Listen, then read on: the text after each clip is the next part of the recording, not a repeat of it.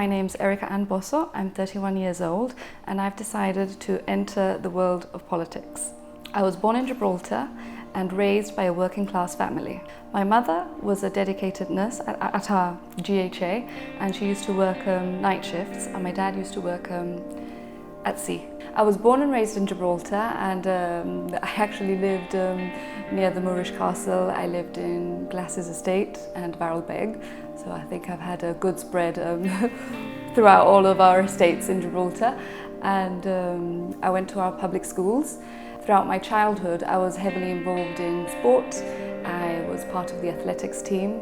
I enjoyed swimming. I was also dancing, and I was always very busy with extracurricular activities. From a very young age, I was always very dedicated and driven to ensure that I would be able to pursue a professional career. My initial ambition was to pursue a career in law.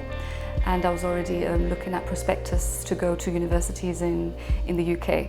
However, whilst actually doing my A-levels, I was also studying at the Gibraltar College at night, and I was pursuing accountancy qualifications. I always had a very business-orientated intellectual mind. You know, there was a spark always there that my teachers would actually recognize. And it was then that I actually took an interest in finance, and I decided to pursue a career in accounting instead. So rather than having gone to university and burdening my mother with the costs, I decided to pursue a career in accounting and start working in the private sector. At the very start of my career, I started literally at the very bottom. I think, if I recall, I was an admin assistant, earning probably £500 a month. And very quickly, I think my employers realized the capacity and the confidence that I had. And I was very able to take initiative, and I was a fast learner in the departments that I was working in. At the time, I actually even also got married, and I started a family. I had 2 kids.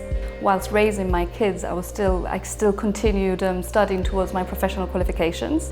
I remember working at 8 o'clock in the morning and finishing at 7 o'clock at night, with my children just being 4 years old. So balancing the work and life and family life was particularly challenging for me, you know. But I really wanted to educate my children, and I wanted to inspire them to really progress in life. In the industry that I work with, I have to say that there are not a lot of women.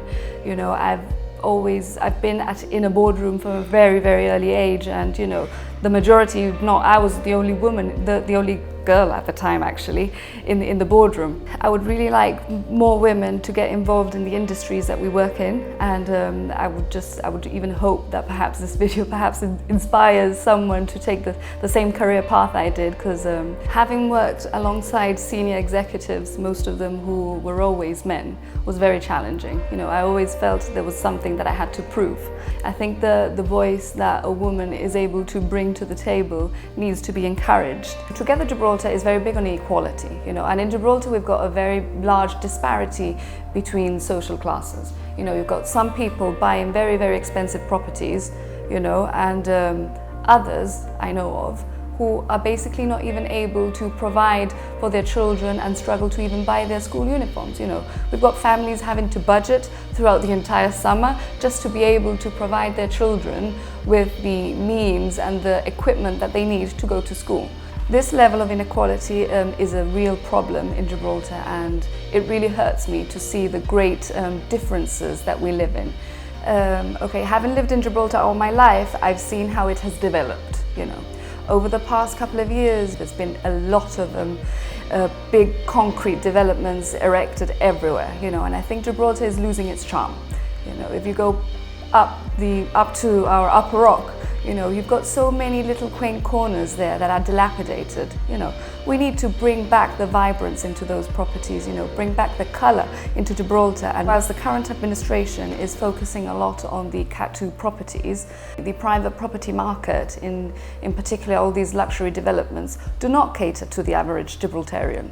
You know, and I think we really need to tackle this and bring down these people in power who, you know, are benefiting from these developments, you know, that do not cater for our needs. So these are my ideas and my values, and this is what I will be fighting for in Gibraltar if selected by Together Gibraltar to represent you, our community.